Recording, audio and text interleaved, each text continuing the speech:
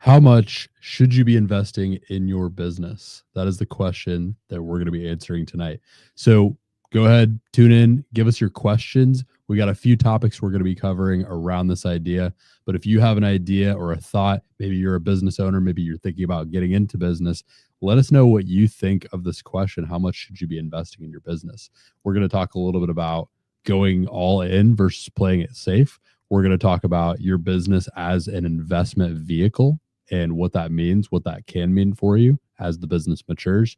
And we're going to talk about debt versus equity raising. When you're actually raising capital to invest in your business, which one should you do? How do you kind of determine that? And Ryan and I are excited to go deep on it. Ryan, what made you kind of want to talk about this topic tonight? Well, I think it's an important one because it kind of circulates around what we do very often. I think especially in kind of the coming months, we see a lot of this starting to happen. I mean, it's a new year. A lot of people are talking about capital raising, talking about getting money allocated to stuff. So it's something that everybody, once the tax returns are filed and once everything starts to kind of come clear of what the goals are, you start trying to figure out how we're going to hit those goals. And a lot of time it's, trying to figure out how to use the business itself to maybe stay, I'll stay inside, stay in the pocket essentially of the business. Or as we talk to a lot of people of, getting debt isn't always bad if you do it well. If you have the business for it, then it's a good thing. So we're in the start of the year. I think that's when people are thinking the most about expansion, trying to get things moving so that by the time the next quarter comes around, they're already into the thick of what they want to do.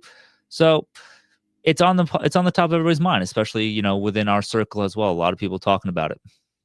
Yeah, I think this is something that people have different opinions about too. And I think that's part of the reason that I was excited to talk about it is there's not one clear answer here. And so Ryan and I are going to throw some opinions out there. We're going to throw some thought experiments out there, but I don't necessarily think there's a perfect answer here. That's why it's something you should spend a lot of time thinking about and finding the right answer for yourself. So the first thing that we wanted to talk about is this is the big one. Should you go all in versus should you play it safe a little bit? I think it really depends on what kind of position in life you're in. But I also think it depends on what all in means. I think to some people that is going the Grant Cardone, if you have no money in your bank account, you invest it all, then your back's against the wall and you have to go through and make it work. That's one version of all in. Or all in is you leave your job and you do your business, and that's, your side hustle and all that. But I think the definition of all in. So which one are we referencing here, Brody? When I think about investing in your business, I think more about the first one that you talked about. Mm-hmm. I actually just got off a call with a guy earlier today who he has a business doing exceptionally well now, doing millions and millions of dollars. I think he's going to finish this year around 10 million. And it's been in the matter of a couple of years, he's grown to that size. It's a fantastic business model. He's set it up very well, very clear, concise, easy offer, great set of sales people on his team. And now he's licensing this business model out in a really creative, fun way. And that's what we were talking about. And part of his story is that before he found this success, he was in a position where he was over $100,000 in credit card debt and had $800 in one of his bank accounts. And so his back was completely against the wall. And in that moment, he kind of found this business model and ended up going all in on it. And, he's credit cards maxed out, so leveraged, like in this seemingly hopeless position, but he had no choice but he ended up taking some of that $800 and he just turned on some ads and he made it work, and he started selling and he sold himself out of the hole. And so his back was against the wall. He invested the last of his money into this, and he's been able to make it very successful. And you hear all these stories about that. I think it comes down to who you are as a person. What's your risk tolerance? Are you willing to let yourself get to that place? Can you stomach that? Also, like, what's your familial situation? Like, do you have kids to think about? If you don't, then you can take some much bigger risks, bigger swings, in my opinion.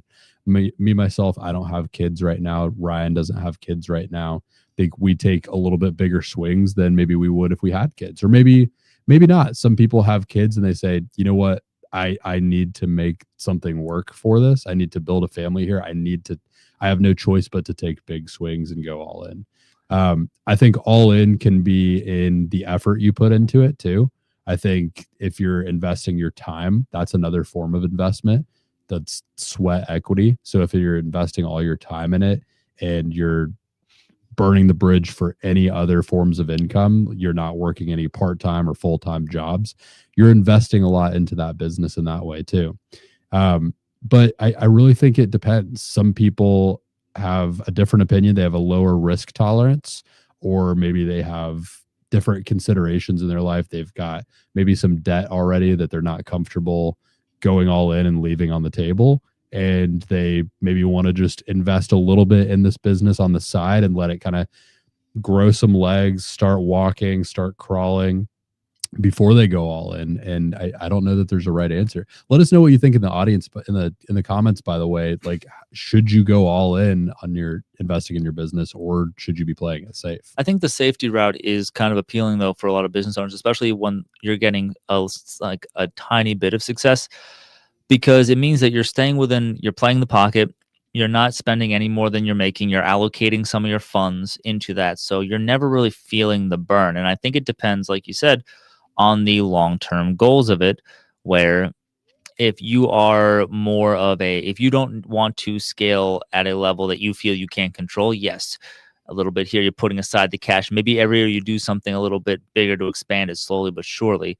Whereas if you have maybe a more extreme situation, you might want to just throw it all against the wall, say, I'm going, like you said, all in, and just saying, hell or high water, I'm going to make this work. But I think if you're doing well and you're in a good place financially, there is no shame in doing a bit of a safer play, especially like you said, with family, with other considerations. Only buying what you can afford, essentially, just like on a personal budget, is a very easy way to keep your business growing steadily and healthily without having to take on the extra stress and risk of rapid growth and expansion. Yeah. And I mean, what I'm hearing there is, like, again, it depends on your situation. It depends on your risk tolerance. I've got some people in the comments saying, yes, you should go all in. I think there's something really beautiful about going all in too. I've had moments in my life where I've kind of taken those big all in moments. And I remember the first startup that I had that really took off and became something successful. There was this moment where we had this huge contract on the line, and this was like 8-9 months into the business, and I had put maybe a couple $1,000s in by that point, and we were just trying to figure it out, find the business model. And all of a sudden this huge contract came up, and we were going to have to front some major expenses for the beginning of the business to really get this contract underway and make it happen. And I had to come out of pocket about another $8,000. And at the time, that was an extreme amount of money for me. It was about, I was going to be leveraging about half the money that I had to my name. And so, I decided to do it because the business was on the line, and I saw this route to make it work. And for me, it left a couple $1,000, a few $1,000 to the side for emergencies and for things that could come up. But I knew that I had to go kind of all in that moment. And I knew that was also around the time that I decided to go full time with that business. And it ended up working out well. We ended up getting that contract and making a lot of money from it. Most of it got embezzled by a partner at the time, and we were in a rough spot there. I had got my return back out of the business before that happened, luckily, so I didn't end up out of pocket with that. But we ended up having to rebuild. But I'll tell you, I learned so much from that whole experience, and the going all in. I feel like I got this rapid education in business from just being in that position. But I don't know that that's for everyone. I was also, at the time, I was 24 years old, maybe even a little bit younger than that. And I had the flexibility to be able to go all in, and not have people depending on me that, had ramifications for it. I was also young and inexperienced. So, you could make the argument that the risk is higher if you're young and inexperienced, because, well, you just don't know what you don't know yet, and you don't know if you're going to be able to make it work. But that's kind of how I've learned from going all in. I think going all in can be very valuable because you've got to make it work. But the next thing that we wanted to talk about was your business as an investment vehicle. So this is really, as we've gotten past this, do you go all in or do you kind of slow play it? Now you're an established business owner. So for those of you who are watching, maybe you have a business already and you've already done the stage of like, you either went all in or you slow played it and got into the business. This is like treating your business as an investment vehicle. And the biggest thing that comes to mind, the biggest concept I think of when I hear this is I think about this all the time. Your business can really only be in growth mode or cash flow distribution mode.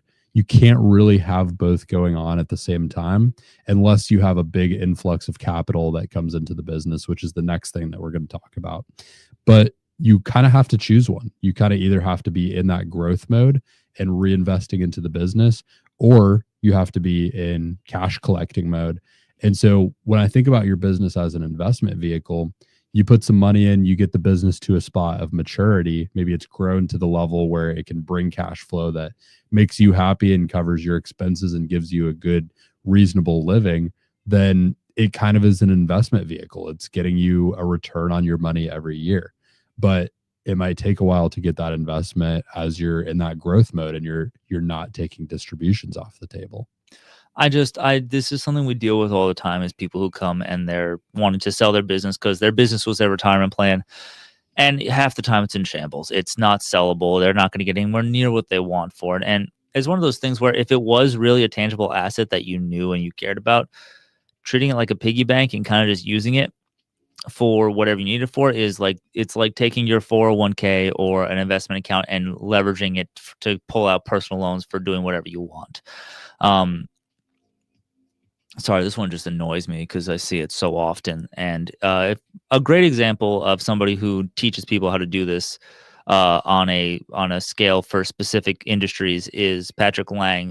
He's on YouTube, great guy, constantly has content about people who come to him to sell for their HVAC businesses, which, by the way, very profitable, very good businesses, but they're completely unsellable, or they're going to get pennies on the dollar because it was not structured right. So when you're looking at it, like if you really think your business is going to be an investment vehicle, treat it as such. Make sure your debts are paid. Make sure your systems are in place. Make sure you have the right people doing the right jobs and you're not in the nitty gritty of it. When it comes down to it, you have to treat this like it is going to be some sort of like it's a long-term hold. Treat it with respect, treat it with decency, and don't use it as play money. And again, this comes back to the all in or safety. The safety likely is going to be a bit easier to sell down the road. If you're being a little safer with it, you might not get the return but that you wanted initially, but you'll get a good return. The guy that goes all in, well, he's 50-50. Either it crashes and burns, or he's going to make exponentially more money on his sale because he took a chance and he rocketed it to the moon. So when you're treating your business like an investment, how do you want to play it? Do you want to spin the wheel with the kind of fast and loose strategy, or you're going to build a little bit safer and try to play it for the multiples later on down the road? So it also it depends on your business horizon and realistically what industry you're in to a degree. But we have other videos about industries, multiples, and kind of how you can grow those and what they tend to return. Yeah, I mean, I think you said it beautifully there. Like you have to kind of like treat it as something that's bringing you return. And I think so many people get caught up in just working full time in their business and spending all their time in it. And they forget that the whole point is to build it as an investment vehicle. So I guess the biggest point I want to leave everyone with, just personal opinion here, is I think that when you're building your business, you should build it with the idea that it's an investment instrument. You're building it so that it can bring you increasingly passive amounts of return. But you might go through stages in your life where you decide, hey, I want to put a lot of active effort into this. And business is a wonderful thing because you can build it in a way where if you decide you want to work 16 hours a day for a couple of years and just put all that time, or maybe years and years, and you're happy to spend that time and you want to spend that time, you can make an incredible return on your time and on your money. But you could also set it up to where you don't have to spend a lot of time in your business and it still makes a return. Maybe not as much as when you were actively working in it, but it's pretty incredible that you can kind of design that investment vehicle on your own and set it up to work the way that you want to. And I think it's one of the things that attracts me to business the most. So in this concept, or in this conversation of having a mature business that's moving forward and continuing to grow, I think the next question for us to talk about is, if you're trying to make this big leap forward in your business, do you go with debt or equity raising? I think it's important first to talk about the difference between the two. Oh man. Yeah, I mean, this is the one where I think a lot of people, set their own hair on fire. Yeah, obviously debt is going on getting a loan, and that's a lot of hoops. And we talk about that in our experiences personally with both SBA and traditional banking. It's a little bit slower, it's a little bit more meticulous, and sometimes it's worth it, and sometimes you're just out a couple $100 to somebody who did nothing. But there's a number of ways to get loans with a business, assuming the business has, something for them to collateralize. Equity is when you just go to people and you're just saying, hey, person A, B, or C, I have a business. I'm looking for this much. How much can you give, or how much do you want to pay into this? And I say how much because odds are, unless you have really cool, rich friends, you're probably going to have to collect from a few people depending on the amount of money. And like we've alluded to this in the past, but you really want to stay away from asking family for loans unless you somehow have the secret sauce. You're going to pay them back. But also just in that vein, you want to look at the hand that's giving you the money before you look at the amount of money. Both are important, but the hand is going to be connected to the person, and that's the person that's going to be basically getting into bed with you for X amount of time. And we both have had experiences with people that we've been in business with where they say one thing and they give you what you want, and then 2 months in, they're a completely different person and they're asking for loans. They need the money back. They're telling you how to run the business and they don't have a share, but then they keep throwing it in your face that they loaned you money and you're trying to explain it wasn't a loan, it was equity. You have to be careful in both regards. You get a loan and you can't cover the interest, at least you're underwater. You give somebody else a piece of the thing and they end up being a complete nut job. Well, now you got this guy, you got to buy him back out for his original amount, if not more, depending on the business. So it's a very, I don't want to say a slippery slope, but it's a very fine line, I guess, because you could teeter either way and there's dangers to both. So I'm not sure if I have a preference. I tend to lean more towards the banks because at least the devil I know is better than the devil I don't. But there are certain people in my life that I would happily give money to and take money from because of our longstanding relationship and understanding and the amount of work we've done together. I think there's also a couple different ways to do both of these. On the debt side, you could be getting debt from a traditional source like a bank or lending institution of some kind, or you could be getting it from like a hard money lender of some kind or just some private lender. And my question, if it was someone who's like a private lender or something, I would be wondering, okay, what does this person bring to the table and how do they contribute to the growth of the business? Do they bring something that can help the business grow and get that return? Because if not, then you could put yourself in a little bit of a difficult situation, especially with the terms that usually come with that type of lending. And I would think about the same thing on the equity side. If you're bringing in equity, how smart is that money? Who, like Ryan said, the hand that's giving you the money is attached to a person. What's that person going to help bring to the business? How do they contribute and help the business grow? And what does that do for the business? I think these are the things that you need to think about and ask yourself about. I think if you're an established business and you're really not looking to bring extra ideas and thoughts and strategy to the table, then maybe debt is the clear way to go. If you don't have, everything that you need at the table already, if you want more strategy, more help, you want that kind of smart money, then it could make a lot of sense to bring in the equity investment. Especially equity, you got, think about the terms of it. If you bring in debt, you've got payments on it right away. You might bring in equity where you're deferring payments on the equity of the dividends for a year or two.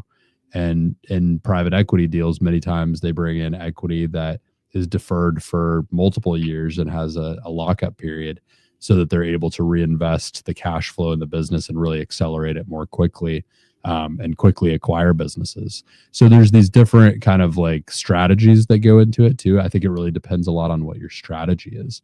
If you just want to expand your business a little bit faster, then debt might be the thing. If you're making a big move like an acquisition, a partial acquisition, you're wanting to bring more strategy to the table and make this big leap forward, then I think the equity route starts to make a little bit more sense. It's going to be something that you will come up against. And a lot of times people will look to accept money from the closest source or the quickest source, which is not necessarily the best source. I think the situation that I always hear about is people saying that, oh, I'll just be a silent investor. I'll oh, they're a back investor. They don't actually have any opinions. They just want the money to grow. I would say that you'd have a better chance of seeing a pig fly than having a truly silent investor, because everybody's got an opinion. And at some point, they're going to want to give you an opinion, and you may or may not want that. You may have just been needing it to buy an asset that you just need to expand your business. And if they decide that they think they know how to run your business better than you and you weren't prepared for that, well, now you have somebody who you now owe money to and a piece of your business to that is giving you all sorts of unsolicited advice and opinions that maybe you could have just done without if you'd gone more traditional routes. So you really got to pick where your tolerance lies in regards to risk and what you're willing to take on into your personal life. Because if they have your cell phone, which they probably will, the bank's not going to text you at 9 o'clock at night with a 3-paragraph reasoning of why you should change the company colors to X, Y, and Z. Silent investor might, because, hey, they own part of this company now too. So something to always keep in mind. Absolutely. I think the biggest thing with all three of these things that we've talked about is, what is your personal situation? I see like all the time people just prescribing these things online and prescribing these solutions. I think many times the nuance that's lost there is what makes sense for you as a person in your individual situation, given your goals and what you're trying to do. And I think that's the biggest thing that you should be thinking about, like when it comes to all this stuff. What's your strategy? If you don't have one yet, well, you better make a strategy. And which part of all of this actually suits your strategy? But that would be my answer, at least. Find all the reasons you shouldn't do something first. Have everybody who will tell you you're wrong and you shouldn't do it to tell you those things. And if after all of that you still want to go through with it, then you have your answer. But if at any point you hear something, you go, that's a good idea, or that's a fair point, I didn't think about that, then you realize it's probably not the right mode for you. So that's how I would approach it. With that being said, we do this every Tuesday night, right around 6 p.m. Eastern Standard Time. Thank you for tuning in. Let us know what questions you have for our next episode. Let us know what topics we should cover. And if you have thoughts, maybe you're watching this and you're a business owner, or you're trying to get into being a business owner and you have thoughts on how much you should be investing in your business, put them in the comments. We want to hear them. Let them rip, and we want to hear what your thoughts are and how you would approach it. Until next time, we'll see you.